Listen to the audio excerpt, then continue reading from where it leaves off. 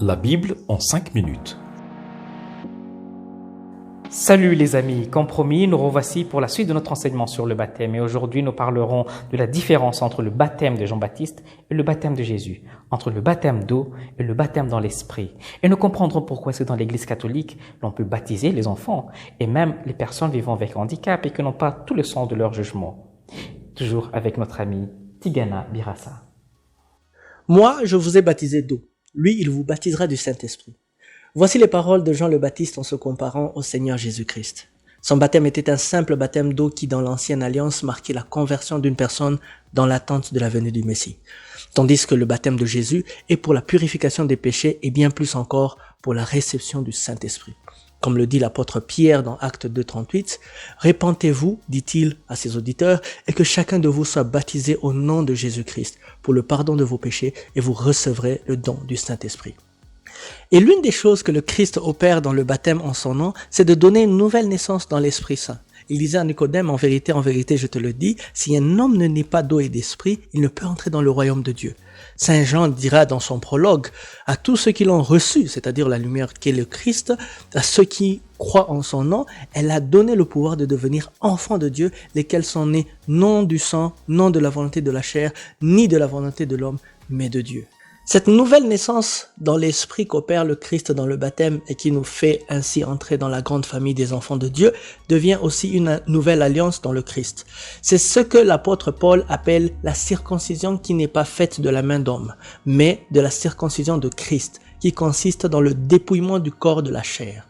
Ce que l'apôtre essaye de dire, c'est que de la même manière que la circoncision consiste à enlever une partie de la chair, le baptême enlève la nature pécheresse par la mort et l'ensevelissement avec Christ.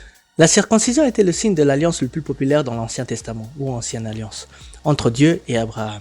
Lorsque Dieu en parle au patriarche Abraham, il lui dit que ce sera une alliance perpétuelle, en vertu de laquelle il serait le Dieu d'Abraham et celui de sa postérité après lui.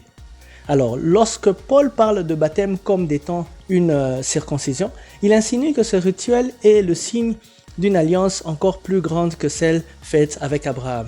C'est pour cela que, de même que cette alliance était pour Abraham et sa postérité après lui, Pierre affirme que cette promesse est pour vous et pour vos enfants.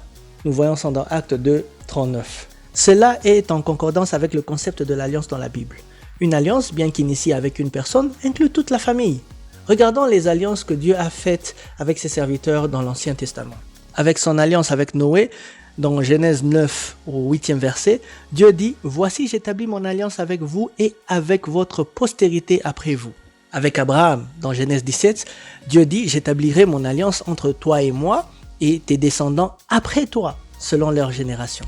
Ou encore avec David, dans Psaume 89 au 3e verset, Dieu dit « J'ai fait alliance avec mon élu. Voici ce que j'ai juré à David, mon serviteur. J'affirme ta postérité pour toujours. » Contrairement au baptême de conversion que prêchait Jean-Baptiste, celui dans l'esprit qu'apporte le Christ est donc celui qui nous fait renaître et entrer dans la nouvelle alliance des enfants de Dieu.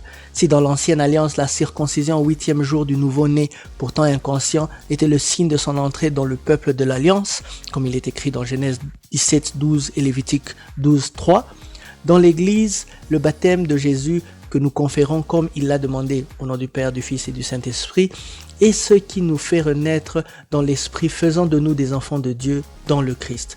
Et c'est là que nous soyons adultes et conscients ou que nous soyons handicapés mentaux, privés de notre sens de jugement ou encore que nous soyons comme ce bébé de 8 jours qui par la circoncision recevait la marque d'héritier de l'Alliance.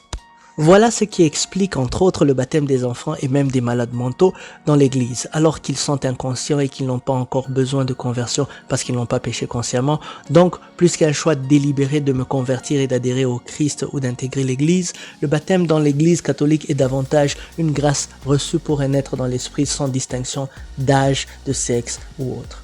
Ce n'est pas vous qui m'avez choisi, disait le Seigneur à ses disciples, c'est moi qui vous ai choisi et établi. Et ailleurs il disait, laissez les petits enfants venir à moi, ne les en empêchez pas, car le royaume de Dieu est à ceux qui leur ressemblent. D'aucuns se demanderaient, mais puisque dans l'Église, la grâce du baptême a pour effet d'abord de purifier du péché, ensuite de faire renaître dans l'esprit, quel péché aurait commis un enfant ou une personne vivant avec handicap mental qui n'a pas toute sa raison avec elle ?